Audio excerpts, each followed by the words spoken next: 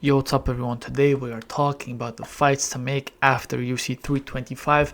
I've only taken the main card fights. The prelims wasn't really anything special there, so I'll just be taking the main event, main card fights that we'll be talking about. Starting off, obviously this is not Volkanovski versus Ruffy. This is the cover for you guys to have something to look at. But first off, obviously the main event. Alexander Volkanovski should be facing the winner of Lerone Murphy versus Movsar Evloev. These guys are probably fighting in March, UFC London. I would say the winner of this fight gets to fight Volkanovski because who else, right? There's no one else. The UFC, if it was up to the UFC, they'd give Diego Lopez a third fight against Volk, but in all seriousness, it should be one of these guys. They will be fighting. 1-0 has to go, and then 1-0 will go versus Volkanovski, because I do think that Volkanovski beats either of these guys, but I would say this is the fight to make. Honestly, if they wanted to speed up the process, I would give the fight to Evloev, personally, but I think that these guys are fighting. I'm 99% sure these guys are, because tickets are already being sold on Ticketmaster or TickPick, so should be that these guys are fighting. Makes sense as well, because Murphy is from the UK. So I would say Volkanovski versus the winner of this fight, which, by the way, if I have to give a prediction, it's a tough one, man. Low-key, I might go with Murphy here. He has good takedown defense. He knows what he can expect. He has good cardio. It's a tough fight, very tough fight. Both guys are undefeated. Lerone Murphy does have a draw. It's tough. I want Evloev to win because I feel like he deserves it more, but I do think that Murphy gets this one done. I don't know, I have this feeling. Next up, listen, I mean, Arman Tsarukyan is not getting a title shot anyway. We know this. He's not getting a title shot because the UFC does not want to give him a title shot, right? Now it's going to be Gage versus Ilya. The BMF title is fought between Max and Charles. I know BSD wanted that fight, but these guys are fighting, and then they'll probably take at least half a year off. And I don't know if BSD is a big enough name for those guys, but I think that this fight between Arman and BSD makes sense. Both of their last wins were Dan Hooker. Both won dominantly in the second round, although Arman did not take any damage in the beginning of the fight. Well, BSD did. Honestly, looked like he almost got finished, or was about to get finished with all those body kicks. Did look like he was really hurt. I would say that Arman gets this done. I think that they will make this fight maybe 327 in Miami. I think that would kind of make sense. I would hope so. This would be a sick fight though. Like, this is not going the distance. One of these guys is getting finished brutally on the ground with crazy ground and pound. And I mean, if you look at it on the feet, BSD is the guy that's much more like going forward. He's like this crazy guy, right? He could hurt Arman, but I would say that Arman has the better chin. He has good power too, better technical striking, but I think that at the end of the day, this gets to the ground. Arman is the much better wrestler. You could see it in the Dan Hooker fight, even like BSD had a hard time trying to take down Hooker in the first round, while Arman did it all pretty easily. So I would go with Tsarukyan here, finish round 2 or 3 after hurting BSD multiple times. Next up, listen, Mauricio Rufi beat Rafael Fiziev, who was number 9, right? Rufi was, I think, number 14. So he went up. He's probably ranked number 9 or 10 now. Hooker was number 6 before he fought BSD, who was number 8. He lost brutally against BSD. So he will be around the 9 mark. I would say he's probably ranked around the 9. So this fight makes a lot of sense in terms of the rankings, in terms of the striking. This is a sick fight. I think this makes a lot of sense. I know the UFC wants to build up Rufi anyway. That's what they want to do, and that's exactly why they would want him to fight Dan Hooker, because they know Hooker is tough. He will test Rufi a bit, but that's only going to be in the striking, what the UFC exactly wants. And Rufi can knock him out. I want to say something else, but he can knock him out. He can finish him, for sure. If he can finish Fiziev, he can likely finish Dan Hooker. That's exactly what the UFC wants.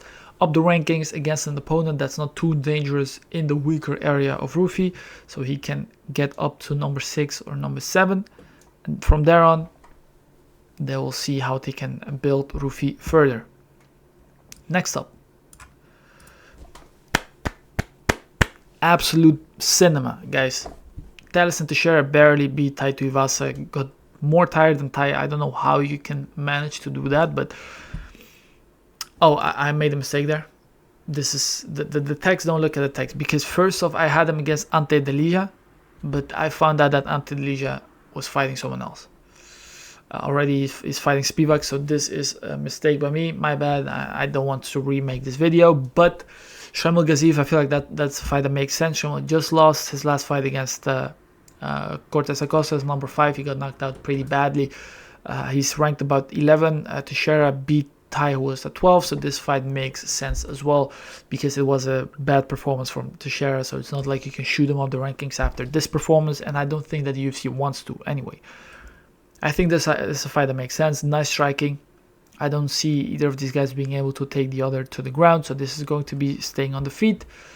And I would have to go with Shamil Gaziev, honestly, to get this one done. I feel like he has better cardio, which is crazy to say because he does not have good cardio. But I would say that he beats Thales Teixeira. Now this last one.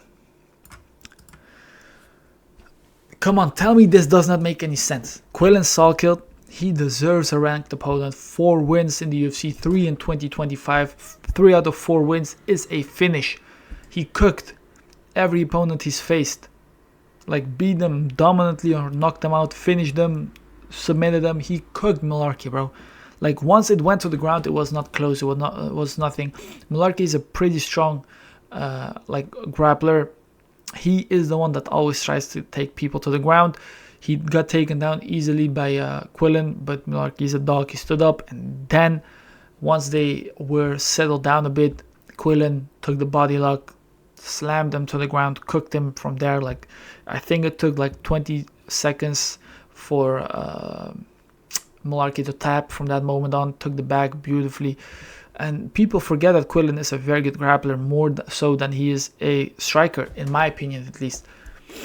I think Fiziev was number 9. He lost to Rufi, so he'll be ranked at number 13, 14.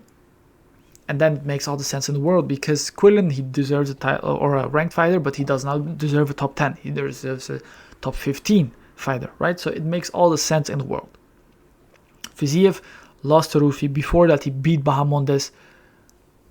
Not a great performance, or like a good performance. He beat him, but nothing special. Before that, he was on a 3-fight losing streak. So he's 1-4 in his last 5. I feel like this makes sense. Quillan deserves a top 15. Fiziev deserves to defend his ranking against someone that's up and coming. Listen, this at the White House would be cinema, bro. Listen, this would be sick. Besides this, Fiziev is also a minority, right?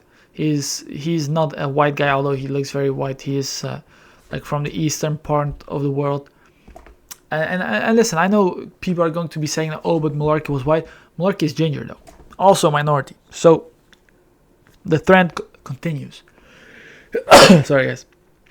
Quillan Salkild versus Fiziev is a fight to make, in my opinion. You could also put him against Chandler, but I feel like Chandler, he's the type of guy, he just needs a worse opponent with a bigger name. Right? He does not... I don't know if he'll even accept a fight against Quillan Salkild. I think he's going to want a guy like, let's say, Moicano. Now Moicano's fighting Rubovic, but a guy like Moicano, a guy like Dariush, who's older as well. And I don't think that the UFC would want to feed him to like a prospect when they can just feed Fiziev to him, you know? And I do think that Quillan beats Fiziev, by the way, although Fiziev does have very good takedown defense. He's very solid. I think that he loses this by decision probably because Quillan is more well-rounded than Rufi. But I don't know if he has the power necessarily in the hands. Because if you knock out Fiziev, it has to be with the hands. There's no way you're knocking him out with like a kick. Like if striking was kicking only, I would say that Fiziev would be champion. Because his kicks are so slick, his defense against kicks is so good. But obviously it's not, it's just striking with the hands and elbows and everything. And Fiziev is very hittable. I think that Quillan can like light him up and then go to the ground. Maybe find a submission, but overall he gets it done, decision, submission, maybe even KO, because Fiziev's chin is kind of weakened after that Rufi fight and even with the Gaethje fight as well. But overall, Quillan Salkild wins. Thank you guys for watching. Let me know if you guys want more of these videos, like fights to make after each event, and I'll see you in the next one.